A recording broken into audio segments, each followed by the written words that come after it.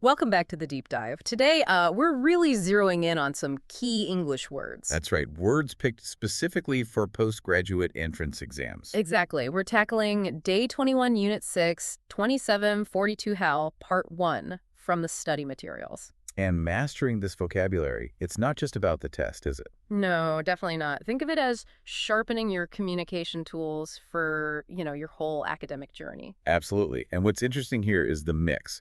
We've got nouns, verbs, adjectives. Right, and some themes connecting them too. Words about light or smallness, even conflict. Yeah, it's like seeing patterns in the language. Yeah. We want to go beyond just the definitions today. For sure. Look at nuances, usage, and maybe some memory tricks to make these words really stick. Sounds like a plan. Ready to dive in? Let's do it. Okay, first up, frame. Frame. Okay. The obvious one is like a picture frame, right? Or the example. She leaned against the frame of the door.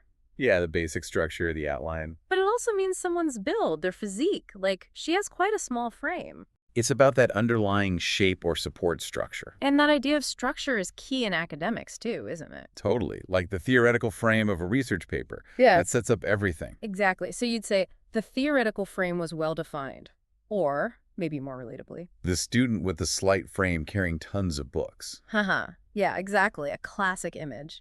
Okay, moving on. Let's ignite things with flame. Flame, so the literal fire. The room was filled with smoke and flames. Pretty straightforward. Right. But the figurative meaning is powerful too. Intense emotion, passion. Like in the example, his childhood interest ignited a flame of passion for football. Yeah, I like that verb ignited. It really captures that sudden start, doesn't it? It does, a spark turning into something much bigger. So you could say maybe the debate ignited a flame of intellectual curiosity. Nice. Or sticking to the literal, sudden flames engulfed the building. Scary stuff. Okay, now flare. It feels related to flame, but different somehow. Yeah, flare often implies something sudden and brief, Yeah. like the match flared and went out. Quick burst, then gone. Exactly, that temporary quality. Or, figuratively, color flared in her cheeks. A quick blush. That fleeting nature seems key, like tensions that flared briefly during the group discussion. Hopefully they cooled down fast. Let's hope. Or maybe a rash can flare up. Again, sudden, but maybe not permanent. Right, a sudden irritation. Okay, next. Next up is flee. This one sounds urgent. It usually is. Running away, escaping, often from something negative. Like he fled to London after an argument. And the example is interesting. About advertising and readers. Oh yeah, readers that had not already fled to the internet. It paints a picture of this mass movement away, doesn't it? Fleeing from traditional media. It really does. Makes you think about migration, but of attention, of money. It's a strong verb. You could also say animals will flee from a predator. Or, more dramatically, executives attempted to flee the country after the scandal. Definitely carries that sense of escaping trouble. Now, what about flatter? Ah, flatter. This one can be tricky. How so? Well, it can mean praising someone too much, maybe insincerely, like, are you trying to flatter me? Right, buttering someone up? But it can also just mean making someone look good. That shirt is very flattering on you. Okay, so positive and potentially negative. And the exam context was about a self-image study. Yes, where people chose a falsely flattering image of themselves, believing it was real. Fascinating. That desire to see ourselves in the best light, even if it's not quite accurate. Kind of makes you question compliments sometimes, right? And maybe your own selfies. Uh-huh, perhaps. Yeah. It's about self-perception, definitely. Okay, let's move to some shiny words. Sparkle and twinkle. Ooh, nice pairing. Both about light, but different vibes. How would you describe sparkle? Sparkle feels like bright, intermittent flashes, like her jewelry sparkled. Eye-catching. And figuratively? You could say someone's wit adds sparkle to a conversation, makes it lively. Yeah, or the example, the sea lost its sparkle, that loss of vibrancy. Exactly. So how does twinkle compare?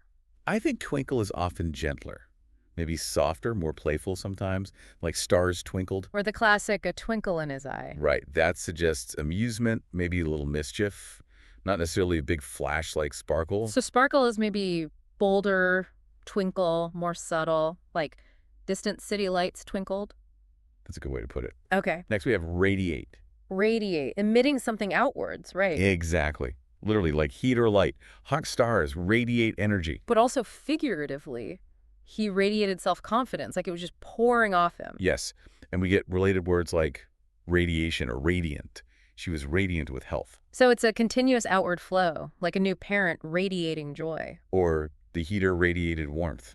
Very clear image. Okay. Then there's flash, another quick one. Very quick, like flare, but maybe even faster, flashes of light. Instantaneous, like a camera flash, or the example of a walk sign starting to flash. On and off, quickly, to get attention. And don't forget the mental flash. Oh, right, a flash of inspiration, that sudden idea. A real aha moment. The material also mentions flasher for car lights, that repeating burst. Got it. Okay, shifting gears a bit. Fiction. Fiction. Seems simple enough stories that aren't fact. Like, he is a fiction writer. But the example contrasting encyclopedias and science fiction is useful. It is. It shows the breadth. Fiction covers a huge range, all imaginative. So you could have historical fiction blending fact and invention. Or talk about how the line between fact and fiction can sometimes blur. True. Okay, next, junction. Junction. A meeting point, basically, where things join or cross. Like roads, the junction of City Road and Old Street. Exactly. Or rivers, the junction of the two rivers. It's a point of convergence. Like an intersection. You might hear, turn left at the next junction. Or, unfortunately, there was an accident at the junction. Right, right. Now, novel, this one's got two key meanings. It does. The noun is easy. A long story, a book. She's writing her first novel. But the adjective means new, unusual. Exactly. New and original.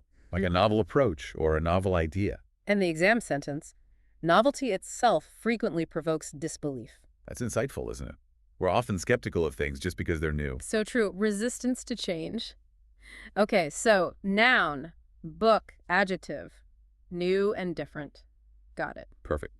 Moving on to mystery. Mystery, something unknown, hard to figure out. Like a mystery guest or an unsolved crime, one of the great unsolved mysteries. And the adjective is mysterious. Right. The whole thing was very mysterious. So you could say, his motives remained a mystery. Or, she had a mysterious smile.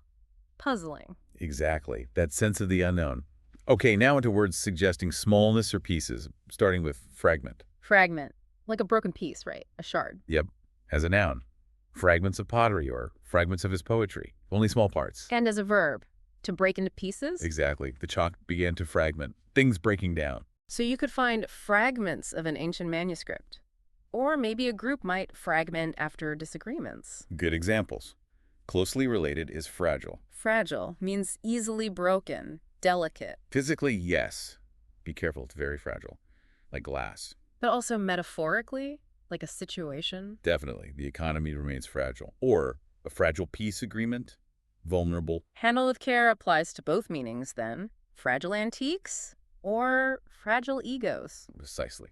Okay, next. Fraction. Fraction, like in math, a part of a whole. Yes, that's one meaning, but also just generally a small part or amount for a fraction of a second. And the exam sentence about advertising. Ah, yes. The idea that maybe half the budget is wasted, but you don't know which half. And the internet, in theory, lets you reduce that wasted fraction. Right. Better targeting, less waste. So it highlights that sense of a small, possibly measurable part. You could say only a fraction of a student's past, or he spends a fraction of his income on hobbies. Gotcha. Now, moving towards disagreement. Friction. Friction has that physical sense, right? Rubbing. Yeah, rubbing stones produces friction, creates resistance, maybe heat. But the interpersonal meaning is really common, too. Disagreement, tension. Like the example, constant friction between my boss and colleagues. Exhausting. It is. It's that clashing, that lack of smooth interaction. Friction in the team. Or literally, tires lose friction on ice. Essential concept both ways. Very true. And that leads us nicely to conflict. Conflict can be the verb or the noun. As a verb, to clash, to be incompatible. Research results conflict with existing theories. Or their interest conflict. They're opposed. And as a noun, the actual struggle, the disagreement, the fight, areas of conflict. Could be a debate, could be a war, years of conflict, or even internal conflict, right? Absolutely. Conflict between duty and desire, a common theme. Okay. Now let's look at theory versus reality, starting with practically. Practically. This one often trips people up slightly because it has two main uses. Right. One is like, in a practical way, practically speaking, this is the best option. Yeah, considering the real-world aspects. But the more common one means almost or nearly. Exactly. Like, my essay is practically finished, meaning almost done. And the exam sentence uses it that way. Celebrity moms on newsstands practically every week. Meaning almost every single week. It emphasizes that high frequency or near completion. So the room was practically empty. Almost empty. Got it. Okay, how about virtual? Virtual often relates to computers, doesn't it? A virtual tour, not the real place, but a simulation. Right. Or it can mean, in essence, or effectively, even if not literally true. The derived adverb virtually, meaning almost. Yes, like critics who are virtually forgotten. Almost completely forgotten. And the exam examples are interesting too. The future potential of virtual reality. And that idea being virtually the same or virtually impossible. Almost. So the online course offers a virtual classroom, or profits were virtually unchanged. Almost unchanged. Makes sense. And then we have theory. Theory, the idea behind something, the explanation. The theory behind her art. Or a scientific explanation. The theory of evolution. It's often contrasted with practice, right? Putting theory into practice. Exactly. The idea versus the application. You study theory in class. The experiment tests the theory. Standard academic stuff. Definitely. Okay, now some words about finding out or confirming things. Ascertain. Ascertain, sounds a bit formal, means find out for sure. That's it, exactly. To discover with certainty. Ascertain the facts. Like, I ascertained that the driver wasn't badly hurt. You checked and confirmed it. Requires some effort, some investigation usually. Trying to ascertain the cause. So before deciding, you need to ascertain the relevant information. Find it out. Precisely. Next, certify. Certify. This feels official, like giving a certificate. It often involves that. Officially confirming something is true or meets a standard. Certifying the accounts as correct. Or certifying someone is in good health. Providing proof. And you get certification as the noun, the process or the document. So the product needs safety certification, or you get a certification after the course. Makes sense. And that leads directly to certificate. The actual document itself, a birth certificate, a marriage certificate. Or a certificate of insurance, a graduation certificate. Official proof on paper. You need to show your certificate. Pretty clear. Yep. How about license or license? Ah, permission slip. Official permission to do something. Like a driver's license. You need it to drive legally. Or a fishing license, a business license. Without it, you're breaking the rules. Right. The examples mention holding a valid one or having one revoked. So you need the license to operate. Got it. Now, diploma. Diploma. Often from finishing a course of study, right? Shorter than a degree sometimes. Yeah, could be like a diploma in management studies. It refers to the course or the certificate. The university awards diplomas. It Yeah. signifies completion and qualification in a field. So you earn a diploma. And related, but different. Diplomat. Diplomat. That's a person usually representing their country. Exactly. Involved in international relations, like an ambassador. And the adjective diplomatic means related to that, or just being tactful, skilled in dealing with people. Yes.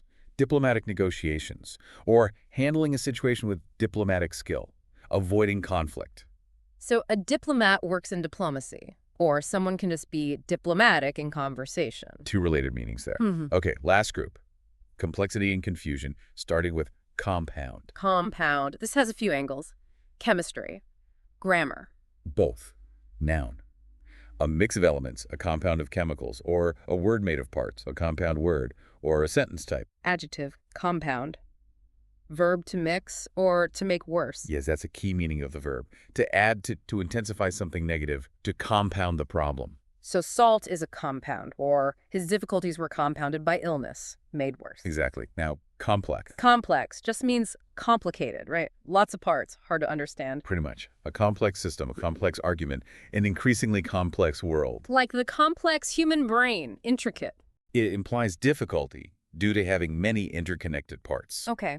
And complicate is the verb form. Right. To make something complex or more difficult, don't complicate things unnecessarily. These events will complicate the situation, make it harder to resolve. And the adjective is complicated, which we use all the time. Yeah, a complicated relationship, complicated instructions. Definitely. Now, perplex. Perplex means to confuse someone, right, to baffle them. Exactly. They were perplexed by her response. Yeah.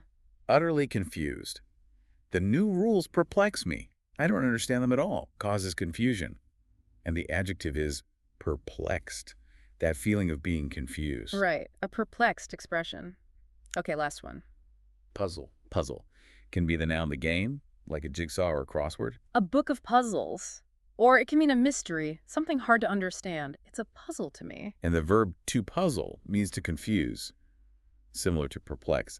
This question puzzled scientists. And the adjective is puzzling. So it overlaps with perplex, but puzzle also has that game sense, and maybe feels slightly less intensely confusing than perplex.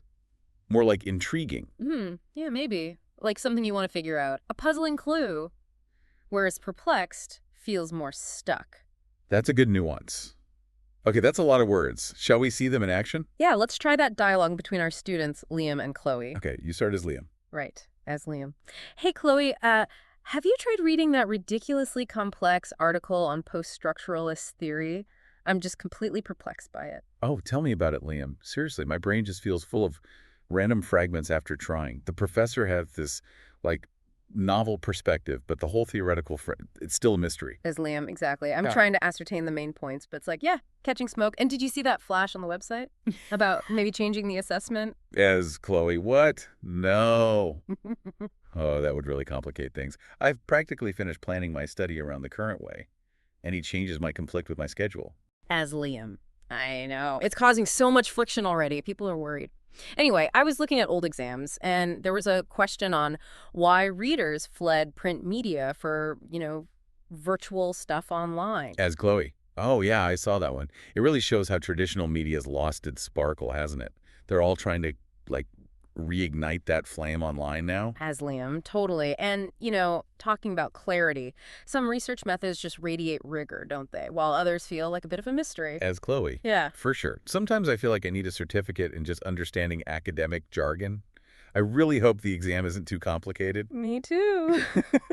Trying to focus on the main theories, not every tiny little detail. It's like looking at just fragments instead of the whole novel. As Chloe. Yeah. Right, we need the whole frame.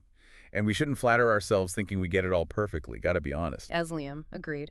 Hey, maybe we should grab coffee later. Try and puzzle through some of the really perplexing bits together. Might shed some light, make it less mysterious. As Chloe. Yeah, sounds like a plan. Let's go before another announcement flashes up and complicates everything even more. Phew. Okay, they managed to use quite a few of those words naturally there. They did. It shows how these words can pop up in everyday academic life. So, just a quick recap and some memory tips. Good idea. Okay. Flare, sudden brief firework burst. Flee, you flee from something scary, like a bee maybe. Okay.